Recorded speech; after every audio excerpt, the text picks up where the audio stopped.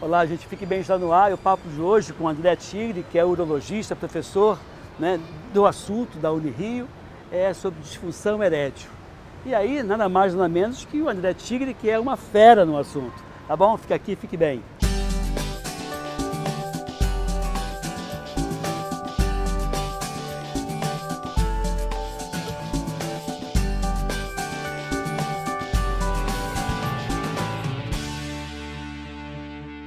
Pois é, André, o papo é disfunção erétil, né? As pessoas, os homens contam um monte de vantagens, senta aqui, por favor, contam um monte de vantagem, né? Um é mais poderoso do que o outro, e quando esse papo surge, num bate, né, na cervejinha, no vinho, no final de semana, entre homens, parece que um homem humilha mais o outro com esse assunto, e aí eu trouxe você, que é especialista, e você vai falar a verdade, somente a verdade, nada mais do que a verdade, né? Então, André, disfunção erétil é um problema muito comum entre nós, brasileiros? Muito comum, não só entre os brasileiros, entre todos os homens. Tem vários, apesar de ser um dado difícil de auferir por conta dessa verdade que você acabou de citar, que o homem mente muito quando vai falar sobre esse tema, e na verdade ele não mente para o outro, ele mente para ele mesmo, né? Que é pior, quando ele se refere, não, eu nunca passei por isso, sempre foi um amigo, né? amigo Chega no primo, médico e fala assim, não, doutor, é porque eu tenho um primo que já teve esse problema, eu, graças a Deus, ainda não tive. E isso tem que, na verdade, a gente procura deixar o paciente à vontade, o homem à vontade, para que ele possa relatar sem ter problemas, porque esse fato ocorre com muita frequência.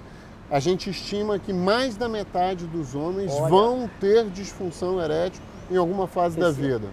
Mais da metade. E a partir de que idade isso fica pior? Eu vou lhe dar um dado que vai lhe deixar surpreso.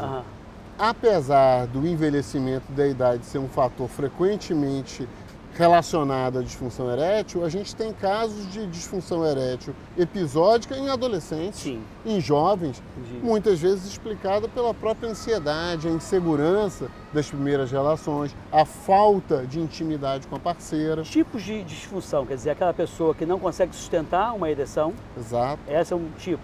A gente tem pacientes, a gente tem homens que não conseguem ter rigidez, tem pacientes que têm rigidez, mas a rigidez é insuficiente para penetração, tem pacientes que têm rigidez suficiente para penetração, mas que perdem a ereção no meio do coito, antes de terem atingido o orgasmo com a ejaculação. Quer dizer, não existe um tempo definido, 1 minuto, 2 minutos, 3 minutos, não existe isso. Não existe um tempo definido. E muitas vezes a pessoa fica frustrada porque ela perde a ereção antes de atingir o tempo que ele julgaria que seria o ideal naquela circunstância. Quer dizer, no julgamento dele, nem sempre no julgamento dela, da parceira, Nem sempre. Os homens passaram de uma ignorância enorme com relação à sexualidade feminina, né? A gente está falando de dados que começaram a se popularizar a partir do finalzinho da década de 50, né? Do advento do contraceptivo oral, e as mulheres passando a usufruir da vida sexual, de poder questionar, de querer ter orgasmo durante a relação. E hoje o que eu vejo é que muitos rapazes jovens se preocupam em demasia com relação a se estão sendo suficientemente satisfatórios na cama. E esse pensamento a gente chama de estresse de desempenho. E faz com que o paciente ou que o homem perca a ereção.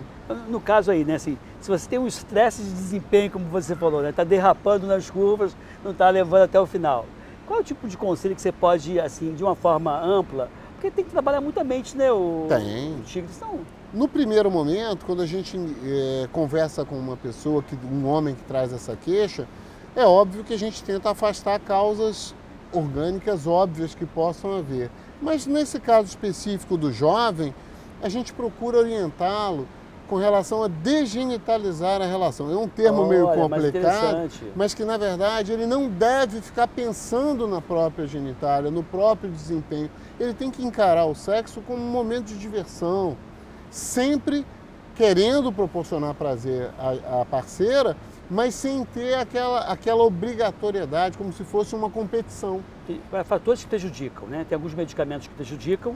Existem tem vários drogas remédios, que prejudicam, bebida várias alcoólica drogas. prejudica. Com relação, foi bom você falar do álcool, porque muitos jovens usam a bebida alcoólica como um elemento que diminui a inibição. Então ele chega mais fácil numa moça, numa festa, ele perde aquela inibição.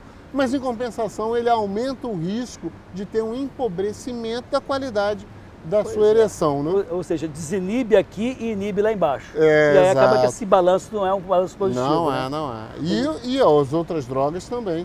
É necessário que todo homem que vá usar qualquer neurolético ou qualquer substância que tenha ação no sistema nervoso central saiba que está se expondo a algum tipo de risco nessa área. E se tiver dúvida, que venha conversar com o especialista, que venha conversar com o urologista. Muitas vezes ele está conduzindo a vida dele de uma maneira equivocada nessa seara. Você sabe que eu aprendi com você isso, né? Que eu associava determinados antihipertensivos, né, remédio para pressão arterial, como sendo um medicamento que diminui a performance do paciente que toma antihipertensivo. E você falou, não, depende do antihipertensivo. Depende. E para uns ou outros você pode indicar determinados medicamentos. Sim, né? lógico. Essa é a ideia, quer dizer. Os beta-bloqueadores é uma classe de medicamentos que classicamente está relacionada a um empobrecimento da qualidade da ereção.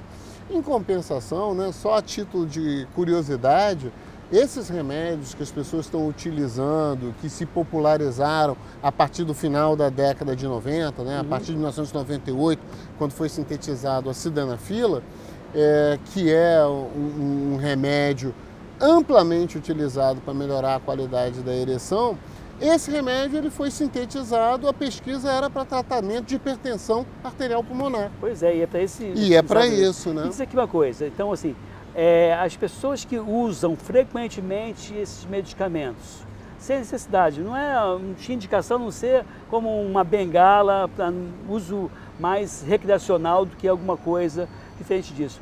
Isso pode, com a repetição das doses, trazer alguma consequência grave para o organismo ou prejuízo dessa ereção lá na frente pelo uso repetido? Existe a resistência ou não? Não, na verdade esse fenômeno que a gente chama de taquifilaxia não acontece com essa classe de medicamentos. O que a gente percebe é que alguns pacientes passam a utilizar, exatamente como você usou o termo antes, como uma muleta. Eles gostariam de ter o remédio por perto para se sentir seguros. Entendi. Então deixam na carteira, é curioso. Ele recorta deixa na carteira e quando aquele remédio está ali, as coisas vão bem. É uma garantia, o STEP, né? O STEP, digamos assim. Pela má conservação, vai até perder a validade do bolso. Exato, a alteração de temperatura e tal. Mas, assim, eu vejo com alguma preocupação o preconceito que também algumas pessoas têm com relação a essa classe de medicamentos, que faz com que algumas pessoas que se beneficiariam muito do uso não o utilizam por medo de ter algum problema cardíaco, algum problema. E não é verdade. Acho que aqui é você, conversar contigo, conversar com o clínico. É necessário conversar com o médico para saber se há alguma contraindicação e, na ausência de contraindicação, pode utilizar e usufruir do benefício que o remédio traz. E para concluir, a Sociedade Brasileira de Urologia tem lá um site que dê dicas sobre isso, não é isso? Tem, exatamente. Então, sbu.org. Então, se você tem dúvida, manda pra gente, pergunta, se inscreva no canal, compartilhe, clique o sininho, fica aqui, fique bem e compartilhe informação com qualidade. E informação com qualidade aqui no Fique Bem. Fica aqui, fique bem. Obrigado, André Chico. Valeu. Obrigado a vocês.